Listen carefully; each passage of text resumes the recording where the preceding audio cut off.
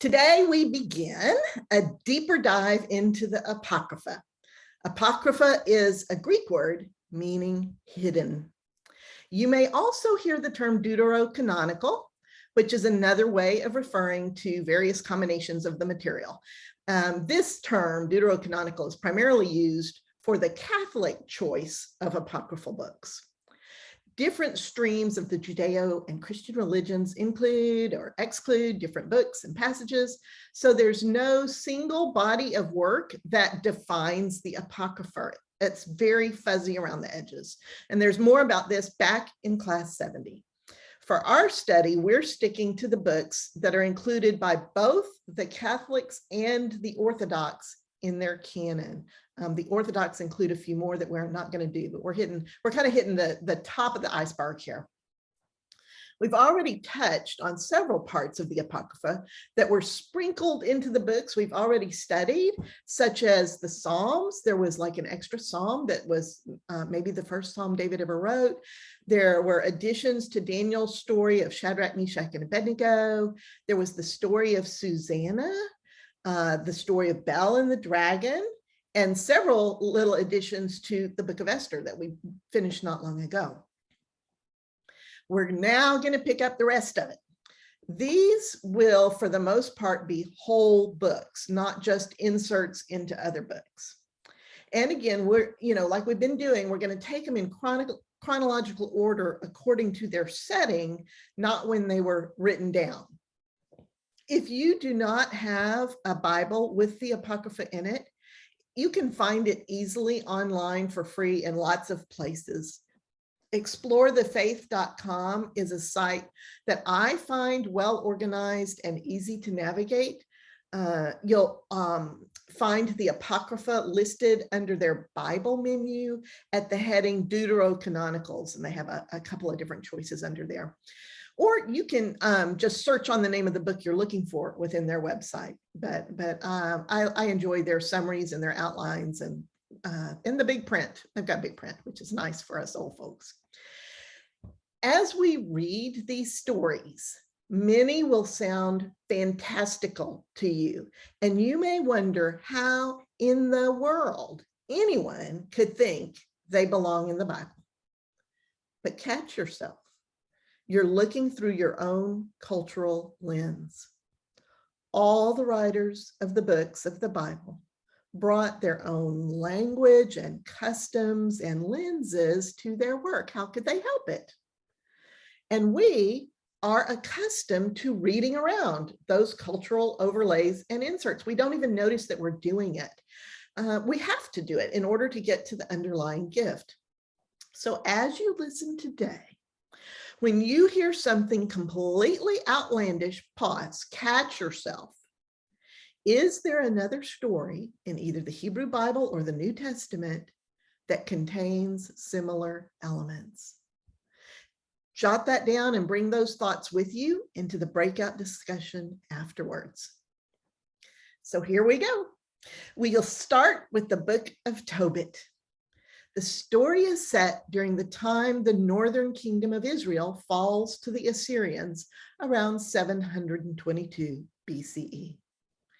Tobit is a good man, a righteous man, living in Tishbe, near Kadesh Naphtali on the shore of Galilee.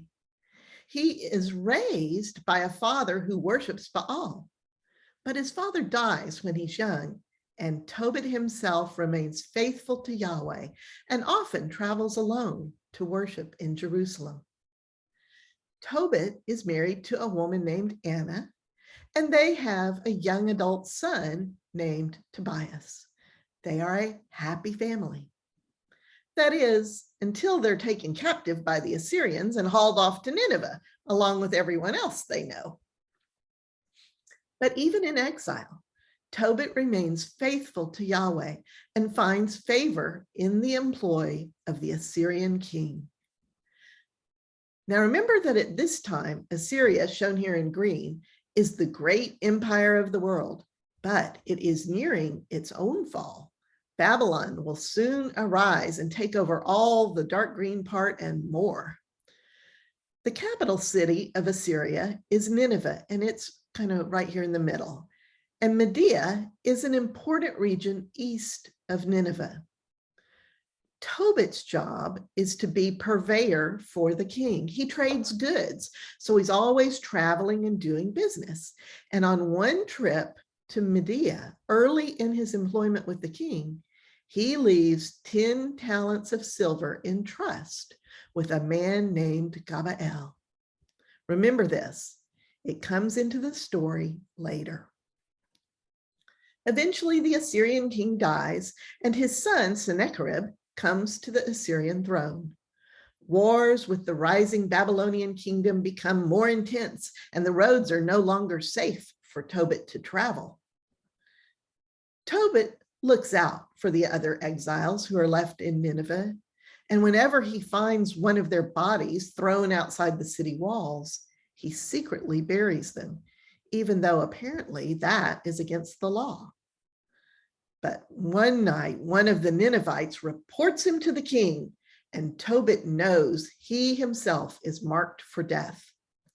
Tobit is able to save himself and his family, but he loses everything, his home, his job, and all that he owns. He and his family flee Nineveh and hide. Then, less than 2 months later, Sennacherib is murdered by his own sons, and a new king comes to the Assyrian throne. And miracle of miracles, the new king hires Tobit's nephew and places him over all the royal finances.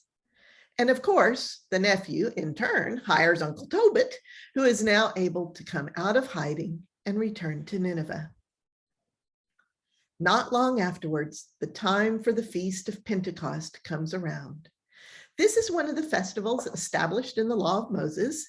It happens in the late spring, and it's a festival celebrating the first fruits of the wheat harvest. As Tobit and his family sit down to eat in celebration, Tobit sees all the good food and tells his son Tobias to go out and find an exile from Israel who is poor and bring them in to join in the feast. But Tobias quickly returns and says to his father, "There's a body, one of our brethren, lying strangled in the marketplace." Tobit jumps up and goes to collect the body and give it a proper burial. His neighbors ridicule him, saying, "You just got back from hiding, and now you're burying bodies again?" Tobit washes himself and prepares to sit down to eat once again, and he remembers something the prophet Amos said about all the Israelite feasts being turned into mourning, and he realizes this prophecy is certainly coming true. That same night, Tobit sleeps out in his garden and, to his great alarm, discovers the next day that he is completely blind. Frantically, he casts around for some explanation. He finally decides bird droppings have infected his eyes. But whatever the cause, the result is that Tobit is now blind, and the physicians are unable to remove the scales from his eyes. And so Tobit prays for the Lord to let him die.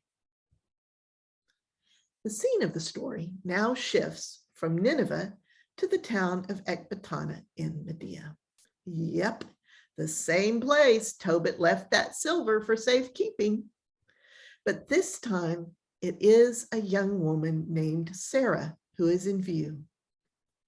Sarah is young and must be very winsome because she's already been married 7 times. But every time she marries, her husband dies before the marriage can be consummated. She's living in her father's house, and now she's being ridiculed by her maidservants. They say, "You have strangled your husbands." But Sarah knows she has not done any such thing.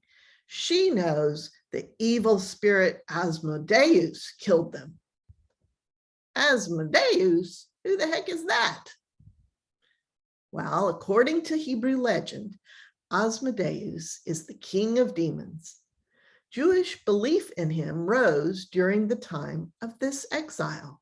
So, and you can see it here in the book of Tobit, how the widespread cultural demonology is creeping into Jewish understanding. It's part of this story that was, even though it's set back in 722 in Assyria, this story was written down during the exile. So they're beginning to incorporate the cultural beliefs of their captors into their own religious views. The backstory of Asmodeus even appears in the Talmud, which is an important collection of Jewish rabbinic stories and commentary written after the time of Christ, very shortly after. Variations of the story are also found in other apocryphal writings, and they are completely mythical. If you're interested, I found the Asmodeus article at jewishencyclopedia.com to be fascinating. Sarah knows that the demon king Asmodeus is known to be the enemy of brides and bridegrooms. He is the one who is killing off her husbands. Scorned by her maidservants and under the power of the demon king, Sarah considers suicide, but decides the grief would kill her aging father. So instead, she prays to God to let her die. And God hears the prayers of both Tobit and Sarah, who have begged him to let them die. God sends the angel Raphael to help them, but they don't know it yet. The scene of the story now shifts back to Nineveh. Tobit, fully expecting God to let him die, suddenly remembers the 10 talents of silver he left with Gabael in Media, and he realizes he needs to let his son Tobias know about that. So he calls his son Tobias to him and gives him a long lecture on how to conduct himself faithfully after Tobit's death. He reminds Tobias to be sure to take a wife from among his own people. And he tells Tobias, do to no one what you yourself dislike. Well, that sounds pretty much like the golden rule, doesn't it? Jesus says the same thing centuries later. Tobit's exhortation to Tobias is well worth reading. He closes saying, don't worry that we are poor. You are rich if you love God and leave sin behind, doing what is pleasing in God's eyes. And he tells Tobias about the 10 talents of silver he's left with Gabael in Media. Tobias understands that he is to go fetch the silver, but he asks his father, how will Gabael know to give me the money? So Tobit gives Tobias a letter in his own handwriting and tells him to go find someone who knows the area in Media who can go with him. So Tobias goes out and finds a man named Azarias, who actually knows Gabael of Media. If this seems like a bit of a coincidence, it is. Azarias is none other than the angel Raphael in disguise, sent by God to save both Tobit and Sarah from death. Tobias takes Azarias home. Tobit interviews him, hires him as a travel guide for Tobias, and the two young men begin making preparations for the journey. One night, they stop to make camp near the Tigris River. Tobias goes down to wash, but a huge fish jumps up out of the river and nearly swallows him alive. Azarias yells, grab him, grab him. And once Tobias wrestles the fish onto the shore, Azarias tells him to cut the fish open and take his heart, liver, and gall. The next day, as they journey, Tobias asks Azarias what use this stinky heart, liver, and gall of the fish have. And Azarias tells him, if a demon attacks someone, we can burn the heart and liver of the fish, and the smoke will drive the demon away, whereas the gall of the fish will heal blindness. Can't imagine where this story is going, can you? All this fish stuff is part of the widespread cultural understanding of the demon Asmodeus. Finally, they arrive in Media.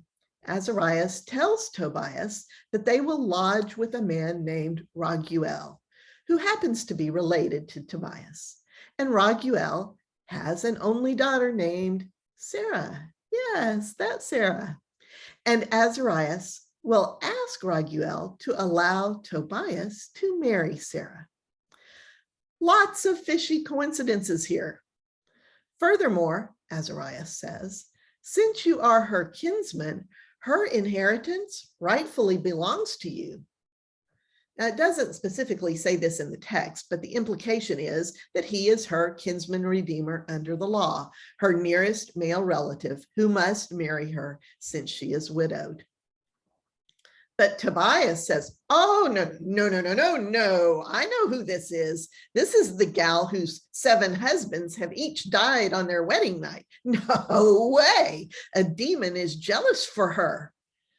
And Azariah answers, don't worry about that demon. This very night, Sarah will be given to you in marriage. When you go into the bridal bedchamber, put some of the heart and liver of the fish on the incense burner, and the smoke will drive the demon away forever. Meanwhile, both you and Sarah rise up immediately and beg God for mercy, and you will be saved.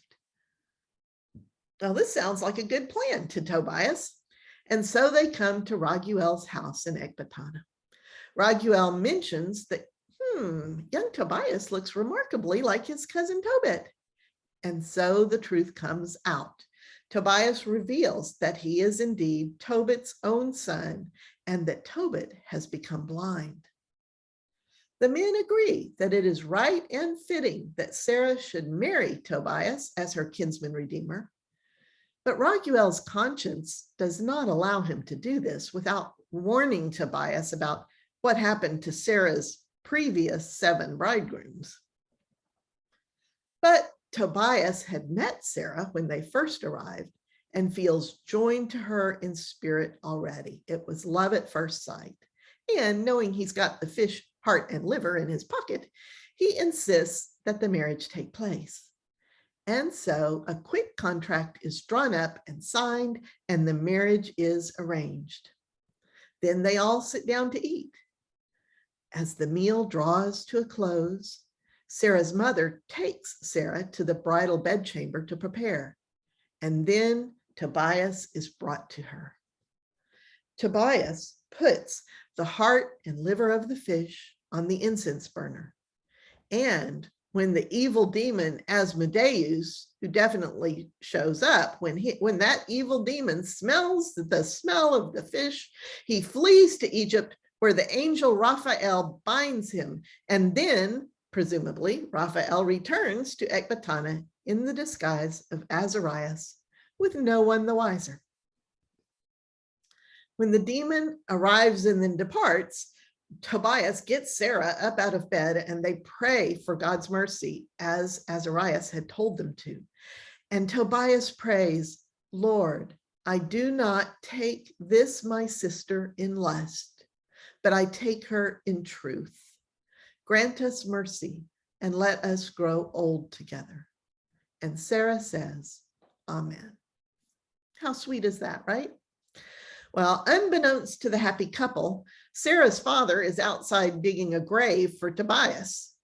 When he's finished, his wife sends a maidservant to see if Tobias has been killed during the night. But the maid returns with the astounding news that the couple are not dead, but both are sound asleep. Her father says, oh, praise God. And he has the servants fill the dirt back in the grave. The wedding festivities last 2 solid weeks. During the celebrations, Tobias calls Azarias to him and asks him to travel on to the home of Gabuel and retrieve the 10 talents of silver and bring both Gabuel and the silver back to participate in the festivities. Meanwhile, back at home in Nineveh, both Tobit and his wife Anna are convinced their son has perished on the journey. It's taken far, far longer than it should have. Little do Tobit and Anna know that even now, Tobias and his bride Sarah are receiving the blessings of her parents as they and Azarias set out to return to Nineveh. As they approach Nineveh, Azarias says to Tobias, "Let us take the gall of the fish and run ahead to meet your father." Anna sees them coming and cries out with relief and astonishment. Tobit tries to find the door, stumbling around, unable to see. Tobias reaches his father, smears the fish gall onto his father's eyes, and it makes Tobit scrub at his eyes. The scales fall from his eyes, and Tobit's sight is restored. Tobias introduces Sarah to his parents. Thanks are given to God, and there are hugs all around. And so they celebrate the marriage of Tobias and Sarah for 7 days in Nineveh. Afterwards, Tobit calls Tobias in and tells him it is time to pay Azariah his agreed wages. But Tobias says, "It is not enough, Father, for all he has done for us. Let him have half of all we brought back with us." But when they call Azarias in to offer him this, Azarias reveals that he is really Raphael, one of the 7 holy angels. We call them archangels, and we've already met Gabriel and Michael in the Hebrew Bible. Raphael says, "I was there when you prayed, Tobit, for God to take your life, and also when Sarah prayed for God to take her life. I was there when you buried the dead. I was sent to heal you." Tobit and Tobias fall to the ground, terrified, but Raphael raises them up, saying, "Do not be afraid. I have come from God. Notice that in all the time I have been with you, I have neither eaten nor drunk anything." I want you to remember that part. This is another popular cultural belief that is coming into the just kind of the general milieu of what people believe who live in this time period. They believe that a spirit can neither eat nor drink. That belief is going to come into play later in the New Testament. Raphael says, "Write everything down in a book, for I am ascending to God." And with that, he leaves, and they never see him again.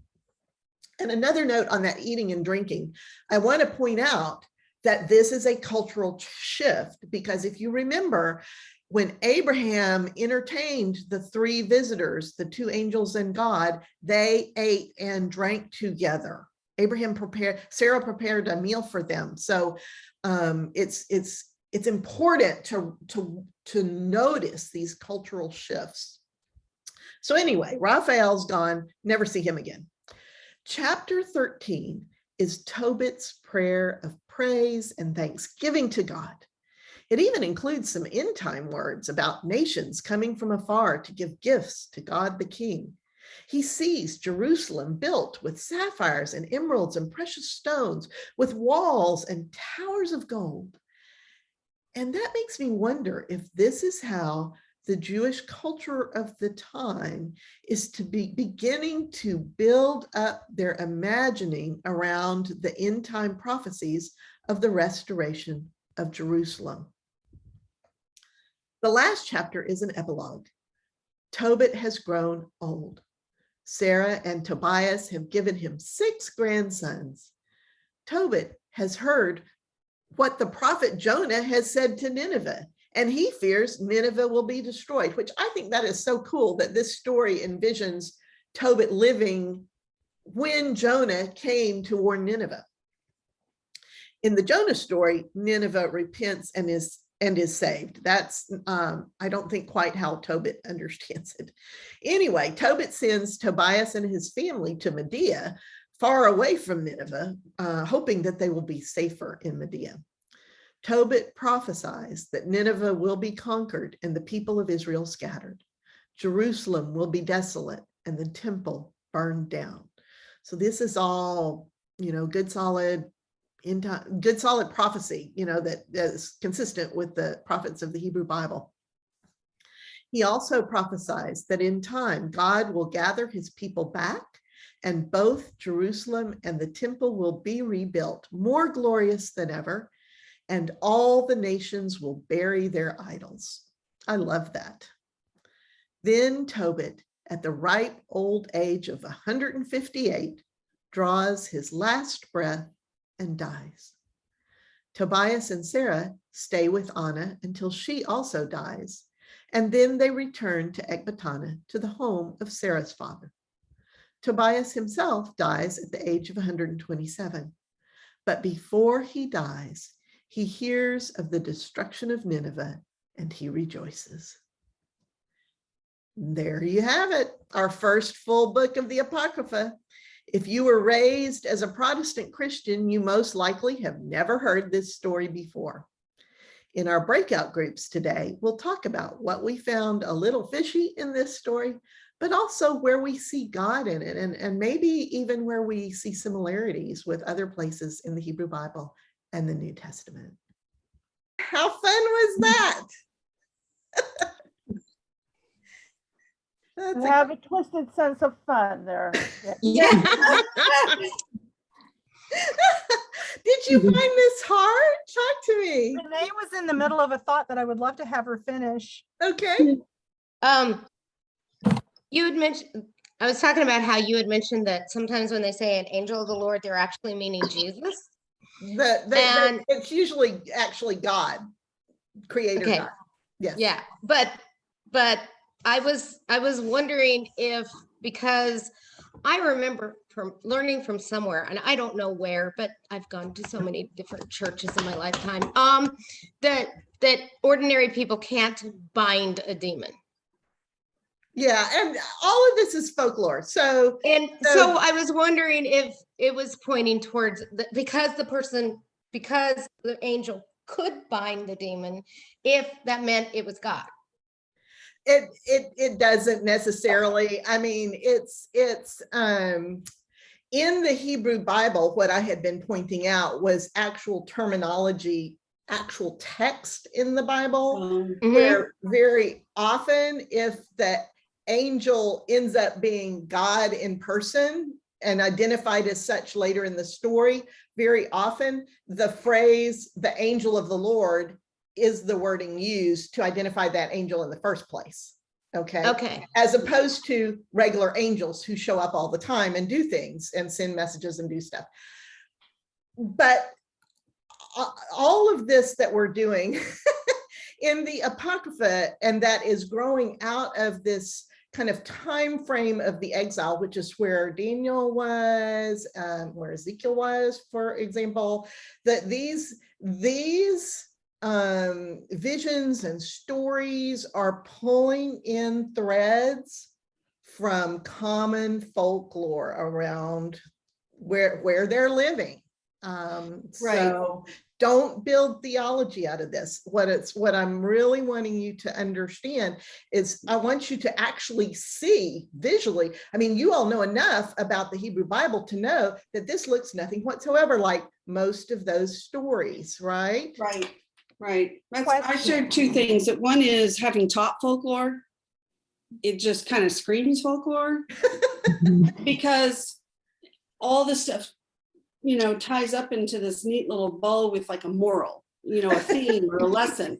But it also reinforces that thing about, be loyal to God. God's going to trust you, and in the end, you'll be rewarded. And now I don't think, I mean, now that we've done this, that isn't the way I think this works. So, and Donna has a great comment here over in the chat. She said the ancient Greeks used the word demon to refer to minor gods or intermediate supernatural beings, as well as the souls of the dead. A demon might also be a supernatural entity that caused disease, or was the disease personified. Demons could possess humans, causing madness. But the philosophers generally saw demons as exclusively good, and that's the philosophers are different than the theologians, so we have to keep those separate. We're into the time of Plato and Aristotle, and so philosophy as a thing is beginning to grow with its own characteristics. And so we've got the whole logos, the word, ideas being shaped and talked about, and they're very different than the folkloric kind of demonology and stuff. They're kind of two different things. But anyway, the end of her quote says, even regular people viewed them not as evil incarnate, but as capricious creatures who needed sacrifices to mollify them. Where have we heard of sacrifices to mollify the gods, right? So we had a lot of us in our group didn't really find it disturbing, or, you know, it didn't really bother us that much. But I did have a question, and I'd like some clarification from you if you could. We talked about the fish and the sacrifice of the fish. Is fish not considered meat? Like when the Jewish people made their offerings, was that a different kind of meat? Fish was not part of it. Definitely. That's what we kind of thought. Yeah, fish was not part of it. Did you all think about similar stories stories that had similar characteristics that we are more accustomed to and don't sound quite as strange to us? Marlene? Yeah, I was mentioning in the group that several stories came to mind. There was the story of Job. Yep. The story of Jonah. And even the story of Abraham sending off his son to get a wife from a relative, and the whole early part of the patriarchs, that you had to marry a kinsperson. Oh, and Ruth marrying the kinsman redeemer, right? Yes. Did y'all think of any New Testament themes that are things that are similar in this story to the New Testament, for those of you who are familiar with that? No, but a movie. Yeah, we should get our theology from movies. There you go. Michael, John Travolta, he comes and he brings Andy McDowell and the guy together, and they dance in Green Hall. Yeah. I was a huge fan of the show Supernatural. And this story fits in with that show so well that I just feel really comfortable with the story. Well, but I have a question. Let me tell this one story though. There is an obscure story. It's only a few verses long in the New Testament. It's in Matthew 17, verses 24 through 27. At that time, and really through this time as well, there was something called a temple tax that every year each male had to pay 2 drachma into the temple. It was a thing that you had to do to support the temple. And Jesus had, of course, already been at it with the powers that be over who pays taxes and who doesn't. And in this little story, it's time to pay the temple tax. And the people collecting that tax come to Peter, one of Jesus's followers, and says, does your master pay temple tax? Which is like a trick question, right? And because Jesus has been all about God is the king, and well, Peter totally folds and says, yes, he does. And so then he goes right back to Jesus, and they got no money. They don't have 4 drachma. They don't have money for the temple tax. And everybody's sitting there in the room, apparently, because it says Jesus spoke first. And Jesus told Peter, he said, when a king comes to collect taxes, who does he collect his taxes from? Does he collect his taxes from his children, or does he collect taxes from other people? And Peter says, well, he collects his taxes from other people. And Jesus said, exactly. His children are exempt. Ooh, burn, and and Jesus said, nevertheless, go out, catch a fish, and in that fish's mouth there will be 4 drachma, take it will be a 4 drachma coin. Take that coin and go pay your temple tax and mine too. Those weird fish, they're everywhere. Stories. That's another fishy story. And we don't bat an eye at that story because we are used to it in our New Testament. Don't even bat an eye. And then on the other, but when we hear a story like this with, the fish guts and the stuff that you do with the fish guts, it feels bizarre, or it can feel bizarre. I was sort of thinking about the whole thing about burning the fish guts as something similar to what many people do today when they burn sage to purify a space, and how awful that must have smelled. Right? Several day-old fish guts burns fish guts in the bridal your chamber. bedroom. How about marrying a guy that smells like 3-day-old dead fish? Yeah. He's been carrying around in his pocket like a toddler. And can you imagine, by the time he got back home and put that bile on his dad's eyes that was now 3 weeks old, in the heat, no refrigeration. Oh my gosh, that must have. Yeah, no wonder he rubbed his eyes. Yeah, but right? he was glad to have that bile there on his eyes. Yes, he was. Well, when I was reading the version I have, it said it burned his eyes when they put it, and I can imagine bile would burn your eyes. And yet we see the same thing happening in the New Testament, don't we? We see the same belief that you put something on somebody's eyes. Remember, Jesus would spit, and make mud, tell somebody to go make mud patches and put it on your eyes. And there's all the idea that demons are causing these illnesses. This is where this is coming. These are the roots we're starting to see. Now, they've always thought that God made, or the gods made, good things and bad things happened. We've seen that like from the get-go, right? But it's taking a more anthropomorphic turn here. And they're starting to separate out God from, and they're taking all the bad things that are happening and they're beginning to assign them to other lesser spirits.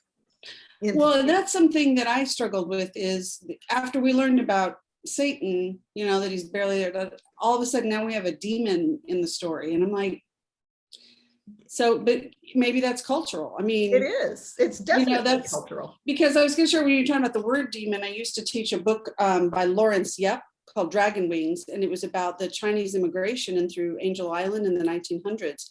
And I had a parent complain because they called the Americans demons. And I said, but if you read the book and you do some research, it's not a bad term. Right. They think that we have some kind of magical power because we're finding gold on the golden magic mountain. Right. And they think that we have special gifts. Right. Which is what Donna had been saying. Right. Julia, and I was going to say that then. Yeah. Right. Oh, yes. Marlene brought up something pretty interesting when I commented that things that I didn't, disturbing or fishy, just odd. That Sarah had 7 husbands die before consummation. And Marlene brought up that number 7. Yeah. Here we see it again, you know? Yeah. Wholeness, completeness. Yeah. And one of the things that that kind of came to my mind was, 7 is a significant number and must have had meaning in the story. And so, the guy number 7 was just as unlucky as 1 through 6. But perhaps the point was that when number 7 died, that whole series of loss was complete. Exactly. And so husband For number story 8. purposes, it's like a signal that now the story is going to shift. Yeah. Right. The story is very well crafted. It's a lovely. And the angel Raphael is one of 7 archangels. Yeah, there's a lot of sevens in this story. Yeah. Yeah. One of the things that I had commented that I thought was different from most of what we read in the canon was the way the beginning of the story was structured, where you have first the story of Tobit and Tobias and what's going on in their lives. And then it's like, meanwhile, in another town, we have this other story. And immediately you know that at some point these stories are going to converge. And I don't remember seeing that form of narrative Right. in the books in the canon that is like, this is happening over here. And then at the same time, over here, we got this other story. It's very sophisticated storytelling, isn't it? Yeah. Yeah. So let's shift gears. What are the takeaways? Is there a gift under here? Why would this be important to so many millions to stay in canon? The same theme that we've seen throughout: the faithful are rewarded. There's a reason to remain faithful, that, if you are true to what God has called you to do, then good things happen because of it, or whatever. I don't know, Mm-hmm. Mm-hmm. Mm-hmm. know that it's necessarily the good people get rewarded, because that's not really it, but Right. faith gets rewarded. Mm-hmm. Mm-hmm. I forget who said it in our group, but someone was referencing Tobit's actions throughout. Of taking care of the dead Israelites, and Yes. even at his own risk. And Yeah. and the poor, giving to the poor, and even want to invite a poor person in to share the feast, Right. which Jesus had a parable about.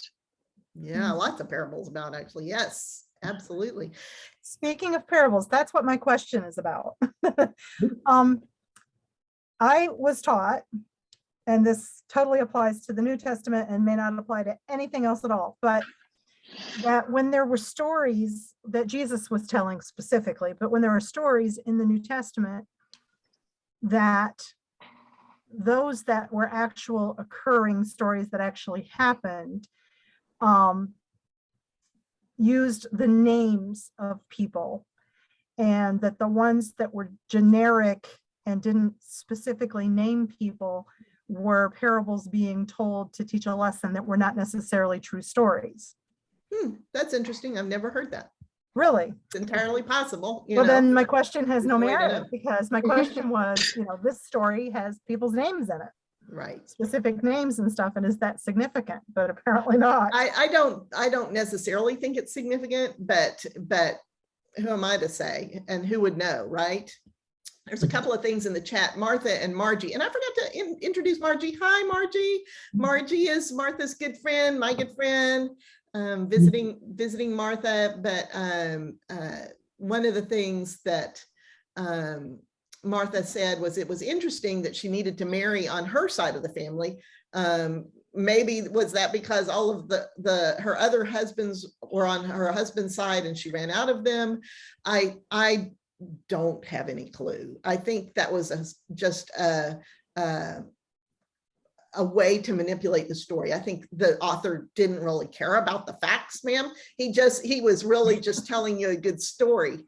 And then Martha, when we asked about what might be a takeaway here, is God's provision, is that God provides. And lastly, Margie says that in community organizing terms, we pay attention to those things that feed our own self-interest. And that is actually true. And Marlene has to leave early, so we'll think about her. But what other takeaways did you all see in this story? Realize that there's a story in the New Testament where the Pharisees, I think it was the Pharisees, were trying to trick Jesus, and they tell a very similar story to this, where the woman got married and then he died, and she married his brother. Yeah, these were the Sadducees trying to trick him. And whose wife was she in heaven then? But I think that's very interesting that they use this similar story. it makes you wonder, are they talking about this woman? Were they talking about Sarah in their story? Interesting. That's an actual possibility. I never even thought of that. Julia. Erica made an awesome point about God hearing their prayers. Could you share that, Erica? I said my takeaway, what I really appreciated it in the story and kind of looking it through with the mental health lens, since we're both crisis clinicians, is I've been taught that when people even consider attempting suicide, that's like the big no sin. Like God's gonna be so angry and mad at you. And so I really appreciated how here's two people who were so defeated that they even contemplated wanting to end their life, and then God met them and cared for them, and his love and compassion found a way to save them both. So it was encouraging to know that what we've been taught to be, a sin, that God's there even in our darkest hour. So I really appreciated this story for that. That gave me goosebumps. I like that. Yeah. It was beautiful. Well, do you have any other comments? We're to the end of what's supposed to be our time, and it was a wild and crazy story, a good introduction to the Apocrypha. Any other observations before we go? Happy Mother's Day to all of you. Thank you. And to everyone too. I agree. I want to share this with you very quickly. I was going to put it in the Facebook group. I tend to be a book hoarder, and I had a stash of books under a place upstairs that I was going to go through, and several of them were religious books. And I would pick them up and go, I don't believe that anymore. I don't believe that anymore. And so, That's amazing. I think that's just wonderful. And it really helps focus on, what is the important parts, and reading stories like this, we can kind of cut through the middle of the story and find the important stuff fairly easily now. Yeah, thanks for that. I love you all. We'll see you next week. We'll do another one. Bye. thanks. Bye, all.